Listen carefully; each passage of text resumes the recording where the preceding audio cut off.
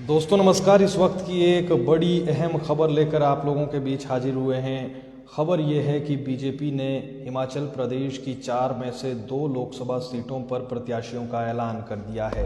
नाम है शिमला संसदीय सीट और हमीरपुर लोकसभा सीट। जहां से अनुराग ठाकुर फिर से चुनावी मैदान में होंगे तो उधर सुरेश कश्यप शिमला संसदीय सीट से बीजेपी के ही फिर से उम्मीदवार होंगे। सुरेश कश्यप पर ज़्यादा चर्चा करना इसलिए लाजमी है क्योंकि बीते समय हमारा एक वीडियो उनके साथ वायरल हुआ और जिस पर हमने उसके बाद कई दफ़ा बात कही। खैर, उसके बाद से लेकर अब तक सुरेश कश्यप से हमारा कोई पत्रकार वार्ता माफ़ कीजिएगा, इंटरव्यू नहीं हो पाया है। इसलिए सुरेश कश्यप के राजनीतिक जीवन पर हल्का सा प्रकाश डालना ज़रूरी हो जाता है, क्योंकि जब हम बात सिरमौर के सबसे बड़े डिजिटल न्यूज़ चैनल की करते हैं तो सिरमौर जो शिमला संसदीय सीट में आता है, सुरेश कश्यप जो बीडीसी सदस्य से उन्होंने राजनीतिक करियर की अपने शुरुआत की। फिर 2012 में पच्छाद विधानसभा सीट से वो पहली बार विधायक चुनकर आते हैं और 2017 में दूसरी दफ़ा फिर इसी विधानसभा क्षेत्र से वो विधायक बनते हैं। 2019 की लोकसभा में उन्हें फिर टिकट मिलता है और क्योंकि 2019 में वो जीतते हैं और फिर अब 2024 में उन्हें फिर से बीजेपी ने टिकट दिया है।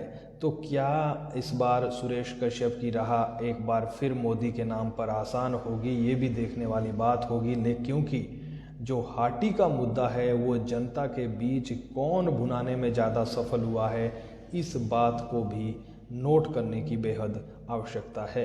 क्योंकि हाटी का मुद्दा जो पिछले विधानसभा के चुनाव में भी भुनाने के लिए बीजेपी ने पुरजोर प्रयास किया, लेकिन बलदेव तोमर हार जाते हैं और मंत्री जो इस वक्त हर्षवर्धन है वो जीत जाते हैं। और बीते समय लाखों वोटों से जब सुरेश कश्यप जीते तो एक बार फिर उन्हें चुनावी मैदान में है। और बड़ी बात एक ये है कि हिमाचल में इस वक्त कांग्रेस की सरकार है। शिमला संसदीय सीट से जब हम जिक्र करते हैं तो सुक्खू सरकार ने भरपूर सहयोग दिया कैबिनेट में।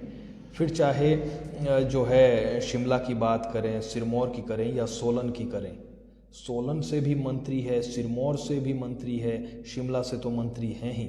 सिरमौर में अब विधानसभा उपाध्यक्ष भी विनय कुमार को बनाया गया है। हर्षवर्धन चौहान अब जिस तरीके से पिछली सरकार में बलदेव तोमर को खास मुख्यमंत्री का माना जाता था, अब हर्षवर्धन चौहान को कहा जा रहा है। और आज जब रैली थी, पहुंचे थे सुखविंदर सिंह सुक्खू शिलाई में, तो मंच से कई दफ़ा वो ये कहते नजर आए कि हर्षवर्धन चौहान सरकार में अहम रोल अदा करते हैं। और उन सिरमौर के नेताओं का भी उन्होंने जिक्र किया कि सिरमौर के नेताओं ने जो इस संकट की घड़ी में, जब राजनीतिक उथल पुथल मच रही थी, तो इस संकट की घड़ी में अगर सबसे ज़्यादा सहयोग साथ किसी ने दिया तो सिरमौर के हमारे नेताओं ने दिया।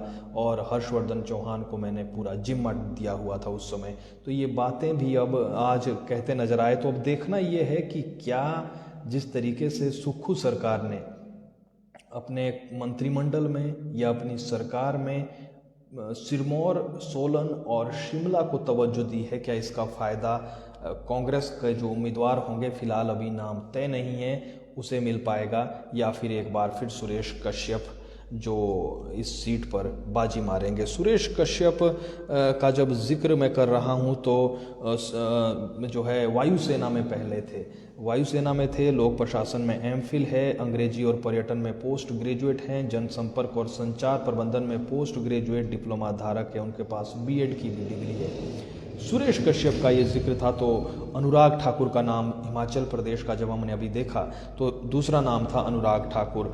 अनुराग ठाकुर किसी परिचय के मोहताज नहीं है।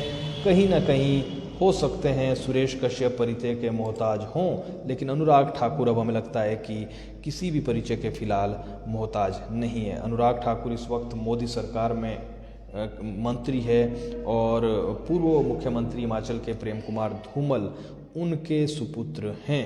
और जो है मई 2008 में भारतीय जनता पार्टी के उम्मीदवार के रूप में लोकसभा के लिए चुने गए थे और उसके बाद अनुराग ठाकुर पिछले 4 चुनाव लगातार जीते हैं। 14वीं लोकसभा हो, 15वीं हो, 16वीं हो और 17वीं हो, और 2019 में उन्हें संसद रत्न पुरस्कार से भी नवाजा जा चुका है। और हिमाचल प्रदेश में कहीं ना कहीं जो है एक बड़ा चेहरा हिमाचल प्रदेश कहें या देश में कहें तो फिलहाल खबर ये है कि हिमाचल प्रदेश के भी 2 नाम हैं और जो सूची ये बीजेपी ने जारी की है उसमें फिलहाल 72 सीटों की जो दूसरी लिस्ट है 72 सीटों पर उम्मीदवारों का ऐलान किया गया है। इससे पहले 195 पर उम्मीदवारों की घोषणा पहले बीजेपी ने की थी। जो आज ये सूची आई है उसमें कर्नाटक है,